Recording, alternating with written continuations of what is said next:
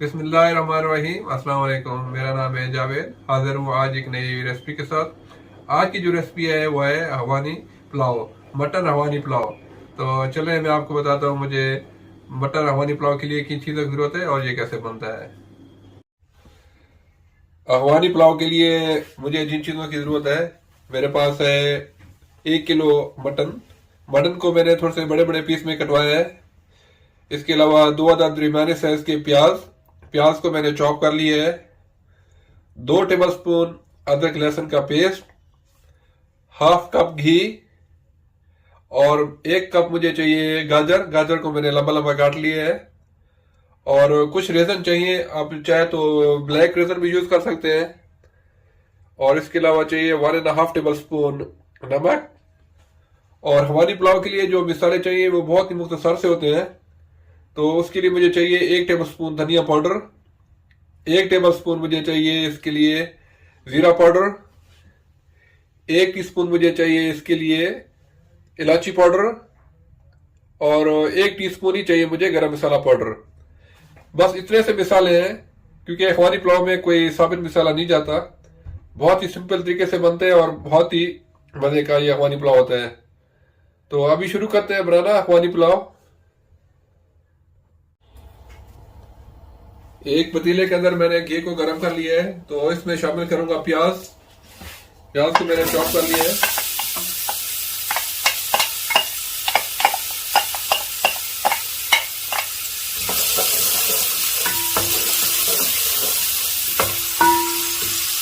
प्याज को मैं लाइट ब्राउन करूंगा, ज्यादा ब्राउन नहीं करना आपने। प्याज को मैंने लाइट ब्राउन कर लिया है, तो अभी मैं इसमें शामिल करूंगा मटन।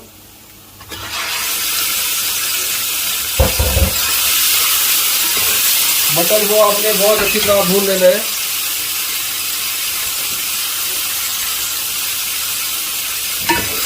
हमारी पुलाव का अगर आप चाहते हैं अच्छा टेस्ट है तो आपने मटन को खूब भूनना है, अच्छा ब्राउन करना है।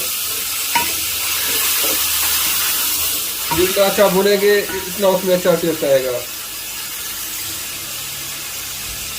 अभी मैं इसमें शामिल कर दूंगा अदरक लहसुन का पेस्ट। मेरे पास 1 किलो चावल है, मैं बासमती यूज कर रहा हूँ। आप चाहे तो सेला चावल भी यूज कर सकते हैं। अगर आपने सेला चावल यूज करना है तो उसको तकरीबन 2 घंटे तक भिगो के रख दीजिएगा। तो अगर आप बासमती यूज कर रहे हैं तो तकरीबन 20 या 25 मिनट तक इसको भिगो के रखना है। गोश्त को मैं अच्छी तरह ब्राउन कर रहा हूँ।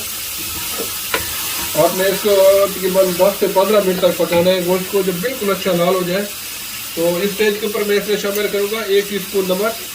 ये नमक गोश्त के लिए है। जो 1.5 टीस्पून मैंने पहले आपको 1.5 टेबल स्पून बताया था वो राइस के लिए है।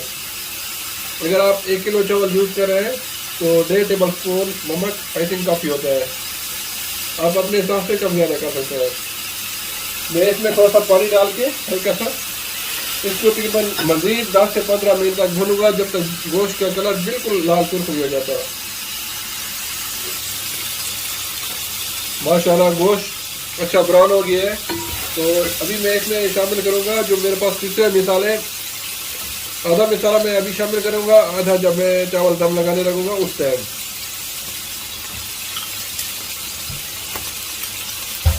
धनिया पाउडर, थोड़ा सा गरम मसाला, जीरा पाउडर और थोड़ा सा इलायची पाउडर। अब इसमें थोड़ा सा पानी डाल के इसको मैं 4 से 5 मिनट तक मजीद भून लूंगा। और उसके बाद इसमें मैं शामिल करूंगा 2 लीटर पानी और इसको मैं पकाऊंगा तकरीबन 1 घंटे तक, जब तक गोश्त बिल्कुल अच्छी तरह नरम ना हो जाए। मसाले पक चुके हैं, गोश्त अच्छा ब्राउन हो गया है। तो अभी मैं इसमें शामिल करूंगा तकरीबन 2 लीटर पानी। मैंने पानी को गर्म कर लिया है।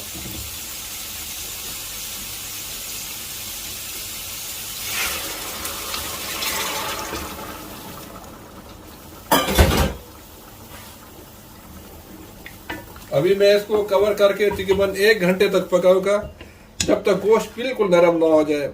हमारी पुलाव में हमेशा आपने देखा होगा गोश्त बहुत नरम होता है।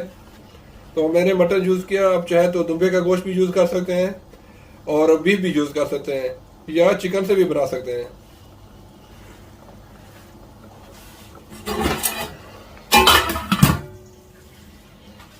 जब तक गोश्त नरम होता है तो मैं इसका मुरब्बा तैयार कर लेता हूँ। तो अभी अफगानी पुलाव के लिए मैं मुरब्बा तैयार कर लेता हूँ। मैं हमेशा मुरब्बा तैयार करके अलग रखता हूँ और लास्ट में ऊपर इसको मैं डेकोरेट करता हूँ। और चाहे तो आप चावल के साथ भी गाजर और जो रेज़न है वो डाल सकते हैं, लेकिन इस तरह ज़्यादा मज़े का बनता है। एक वॉक के अंदर मैंने तकरीबन 1 टेबल स्पून घी गर्म कर लिया है। तो अभी इसमें मैं शामिल करूँगा गाजर को मैंने लंबा लंबा काटा हुआ है।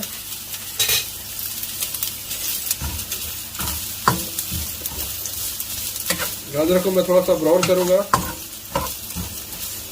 आप कोशिश करें जो रेड वाली गाजर है वो यूज़ करें।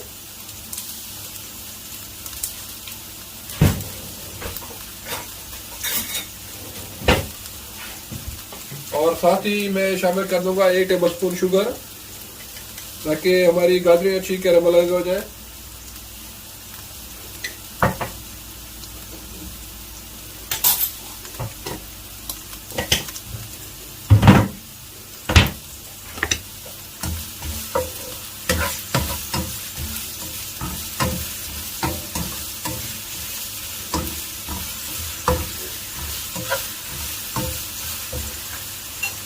अपने गाजरों को 3 से 4 मिनट तक पकाना है। गाजरें अच्छी तरह कैरामलाइज हो चुकी हैं, तो अभी मैं इसमें शामिल करूंगा रेज़न। आप चाहे तो ब्लैक रेज़न भी यूज़ कर सकते हैं, तो मेरे पास ये अवेलेबल है तो मैं ये यूज़ करूंगा। अभी इसको सिर्फ 1 से 2 मिनट तक पकाऊंगा तो हमारा मुरब्बा बिल्कुल रेडी हो जाएगा। अगर आप चाहें तो साथ में बादाम और काजू भी शामिल कर सकते हैं।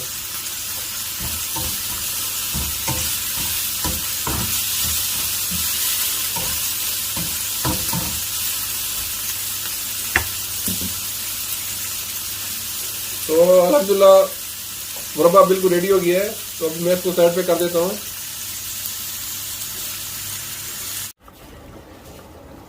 गोश्त को पकते हुए तकरीबन 1 घंटा हो गया है। अल्हम्दुलिल्लाह गोश्त अच्छा नरम हो गया है। तो अभी मैं इसमें शामिल करूंगा चावल को मैंने तकरीबन 20 मिनट तक भिगो के रखा हुआ है।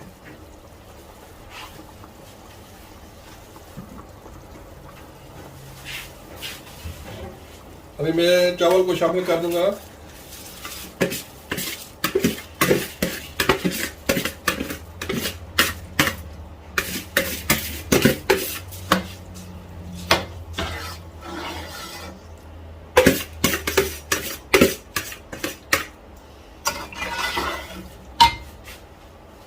अभी मैं चावल को पकाऊंगा जब तक इसका पानी सूख जाए, फिर इसको मैं दम पे लगाऊंगा।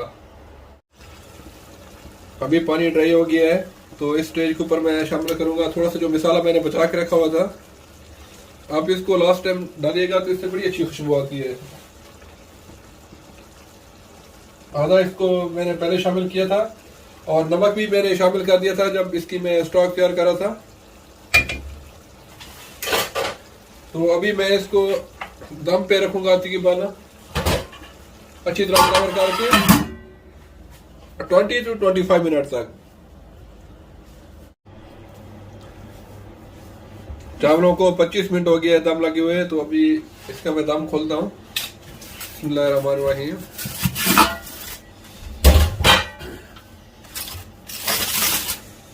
माशाअल्लाह माशाअल्लाह, बहुत ही ज़बरदस्त खुशबू आ रही है। अल्हम्दुलिल्लाह मैं आपको दिखाता हूँ। अल्हम्दुलिल्लाह इसका देखें एक एक राइस इसका अल्हम्दुलिल्लाह अलग हुआ है। तो अभी मैं इसको एक प्लेट में निकाल के आपको दिखाता हूँ इसकी फाइनल लुक। तो अभी एक प्लेट बना के मैं आपको दिखाता हूँ। बिस्मिल्लाहिर्रहमानिर्रहीम।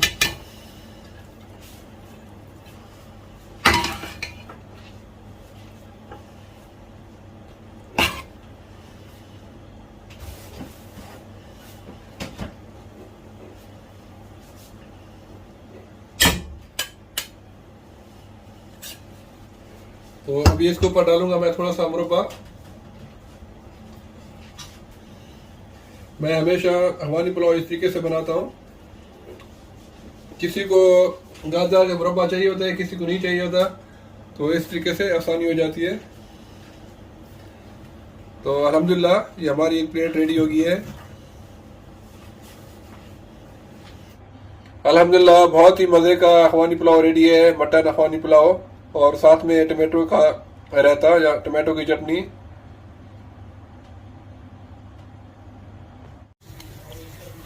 माशाल्लाह बहुत ज़बरदस्त, ढेर ज़बरदस्त पुलाव जुड़ करे दे और हम मज़ेदार पुलाव दे जावेद भाई लास्ट की जदू दे कम शे भूख की अल्हम्दुलिल्लाह ढेर ज़बरदस्त टेस्टी रही। और उम्मीद है आप लोगों को अखवानी पुलाव की रेसिपी पसंद आई होगी। अगर पसंद आई है तो प्लीज़ मेरे चैनल को सब्सक्राइब कर लें, लाइक करें, शेयर करें। इंशाल्लाह जल्द मिलूंगा एक नई बेहतरीन रेसिपी के साथ। तब तक के लिए खुदा हाफिज़।